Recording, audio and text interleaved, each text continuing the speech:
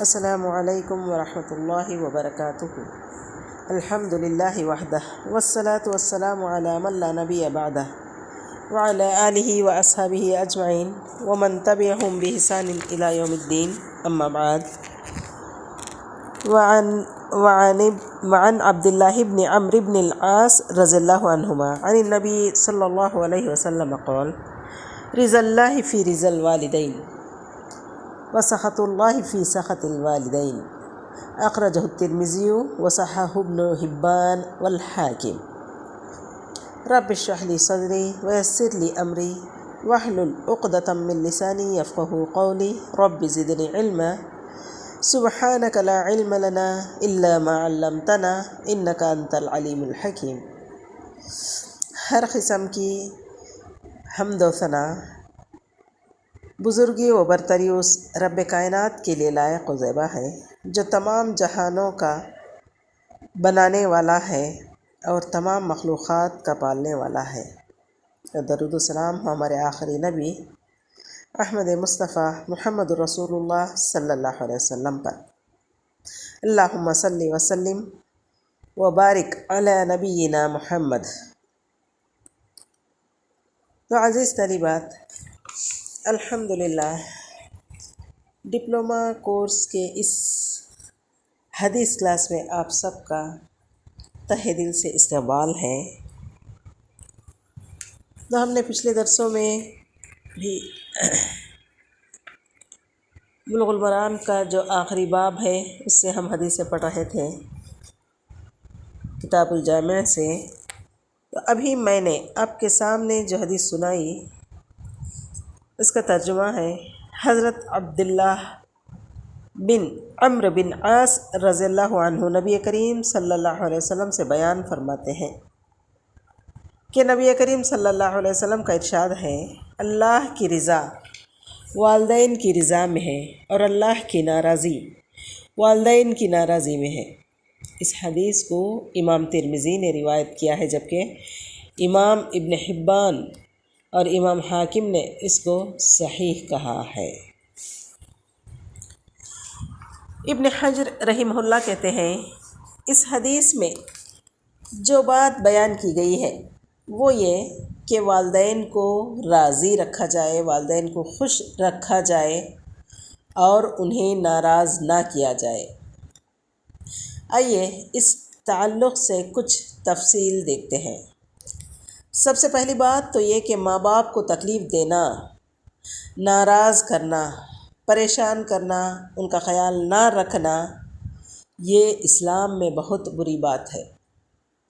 اللہ رب العالمین نے اپنے حق کے بعد والدین کا حق بیان کیا ہے، جیسا کہ قرآن مجید میں اللہ تعالیٰ ارشاد فرماتے ہیں: انشکر لی ولی والدیک، تو میرا شکر کر اور اپنے والدین کا۔ معلوم ہوا کہ اللہ رب العالمین نے اپنے ساتھ والدین کو جوڑا اور اپنے شکر کے ساتھ ساتھ اپنے بعد والدین کا ذکر کیا۔ اس سے اس بات کی اہمیت معلوم ہوتی ہے کہ ایک انسان اللہ کا شکر کرنے والا ہے بنے کہ اللہ تعالیٰ نے اسے دنیا میں وجود دیا اور اتنی ساری نعمتیں دی، لیکن اس کے بعد والدین کا بھی حق مانے کہ اللہ رب العالمین نے انہیں ذریعہ بنایا ان کے دنیا میں آنے کا، اور اللہ رب العالمین نے وہ ساری چیزیں عطا کی، لیکن اللہ تعالیٰ نے ان کے ذریعے اس کے رزق کا، اس کے لباس کا، اس کی پرورش کا انتظام کیا۔ لہٰذا والدین کا احسان ماننا یہ اللہ تعالیٰ کی شکر گزاری ہے، کیونکہ اللہ تعالیٰ نے اسباب پیدا کیے ہیں، لہٰذا ماں باپ کو ناراض کرنا برا ہے اور ان کو خوش کرنا یہ اچھی بات ہے۔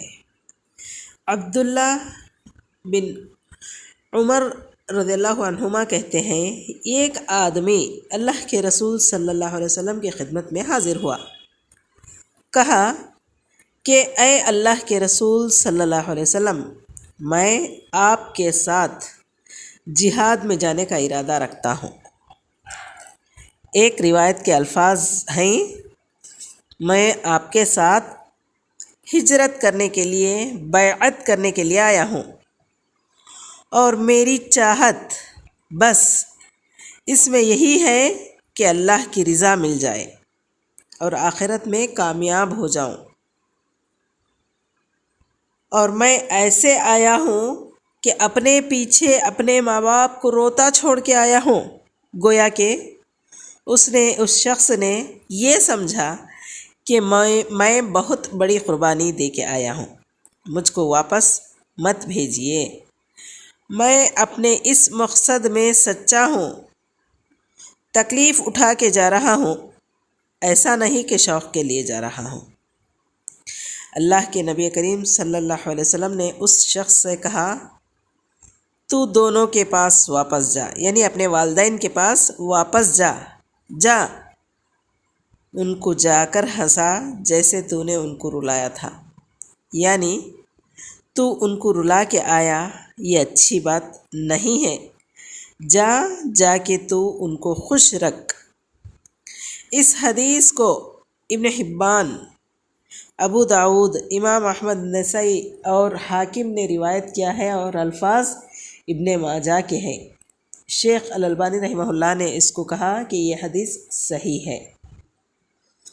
اس حدیث سے یہ بات معلوم ہوتی ہے کہ فرض کفایہ میں بھی اس دور میں جہاد فرض کفایہ تھا، فرض عین نہیں، تو فرض کفایہ میں بھی جب کہ والدین کے لیے ضرر ہو یعنی نقصان ہو، تو ایسی صورت میں والدین کی مصلحت کو مقدم کیا جائے گا، یعنی جب اس کو جہاد میں جانے کی وجہ سے اس کے ماں باپ کو نقصان ہوتا ہو، مثال کے طور پر وہ جہاد میں چلا گیا، یہاں والدین کی خدمت کرنے والا کوئی نہیں ہے، تو ایسی حالت میں وہ جہاد میں نہ جائے بلکہ اپنے والدین کے پاس ٹھہرا رہے اور والدین کی خدمت کرے، والدین کا خیال رکھے۔ تو یہ بات اس حدیث سے معلوم ہوتی ہے کہ یہ ایک مومن کی ہمیشہ یہ کوشش رہنا چاہیے کہ اس کے ماں باپ خوش رہیں، غمگین نہ ہوں، پریشان نہ رہیں، تکلیف میں نہ رہیں۔ اسے ہمیشہ یہ کوشش ہونی چاہیے کہ اس کے سلوک سے بھی اور اس کی عطا سے بھی والدین کا خیال رکھے، ان کا دل نہ دکھائے، اور اسی طرح ان کے حاجات ہیں، کھانا پینا، لباس، دوائی وغیرہ، ان سب چیزوں میں ان پر تنگی نہ کرے۔ تو اللہ کی رضا والدین کی رضا میں ہے، اور اللہ کی ناراضگی والدین کی ناراضی میں ہے۔ اس سے بڑھ کر یہ ہے کہ ایک انسان والدین کو گالی دینے والا ہو، بد زبانی کرنے والا ہو، اللہ کے نبی کریم صلی اللہ علیہ وسلم نے ایسے انسان پر لعنت کی ہے جو ماں باپ کو گالی دے۔ اللہ کے رسول صلی اللہ علیہ وسلم فرماتے ہیں، وہ آدمی لعنت کا مستحق ہے، وہ آدمی ملعون ہے جو اپنے باپ کو گالی دے، وہ ملعون ہے جو اپنی ماں کو گالی دے۔ والدین کو گالی دینا اتنا بڑا گناہ ہے کہ اللہ کے نبی کریم صلی اللہ علیہ وسلم نے لعنت کی ہے ایسے انسان پر۔ اللہ کے نبی کریم صلی اللہ علیہ وسلم چھوٹے چھوٹے گناہ پر کسی پر لعنت نہیں کرتے، بلکہ کوئی کبیرہ گناہ کیا تو اس پر لعنت کرتے تھے، تو یہ بھی کبیرہ گناہوں میں سے ہے۔ خود بھی گالی نہیں دینا اور ماں باپ کو گالی دینے کا ذریعہ بھی نہیں بننا۔ وہ کیسے کہ وہ کسی دوسرے کے والدین کو گالی دے تو وہ بھی اس کے والدین کو گالی دے گا، تو سبب کون بنا، ذریعہ کون بنا، یہ خود۔ تو یہ والدین کو گالی دینے کا ذریعہ بننا، سبب بننا بھی کبیرہ گناہ ہے۔ والدین کے حقوق کے بارے میں اللہ تعالیٰ قرآن مجید میں کئی جگہ ارشاد فرمائے ہیں۔ بنی اسرائیل آیت نمبر 23 میں اللہ تعالیٰ ارشاد فرماتے ہیں، وَقَضَىٰ رَبُّكَ أَلَّا تَعْبُدُوا إِلَّا إِيَّاهُ وَبِالْوَالِدَيْنِ إِحْسَانًا۔ آپ کے رب نے فیصلہ کر دیا ہے کہ تم اس کے علاوہ اور کسی کی عبادت نہ کرو اور والدین کے ساتھ بہتر سلوک کرو۔ اما یبلغن عندک الکبر احدہما او کلاہما فلا تقل لہما اف ولا تنہرہما وقل لہما قولا کریما۔ اگر ان میں سے کوئی ایک، یعنی والدین میں سے کوئی ایک یا دونوں تمہارے سامنے بڑھاپے کو پہنچ جائیں تو انہیں اف تک نہ کہو، نہ ہی انہیں جھڑکو، اور ان سے ادب سے بات کرو۔ واخفض لہما جناح الذل من الرحمۃ وقل رب ارحمہما کما ربیانی صغیرا۔ اور ان پر رحم کرتے ہوئے انکساری کے ساتھ ان کے آگے جھکے رہو اور دعا کرو کہ اے رب ان پر رحم فرما جیسے انہوں نے بچپن میں مجھے پالا تھا۔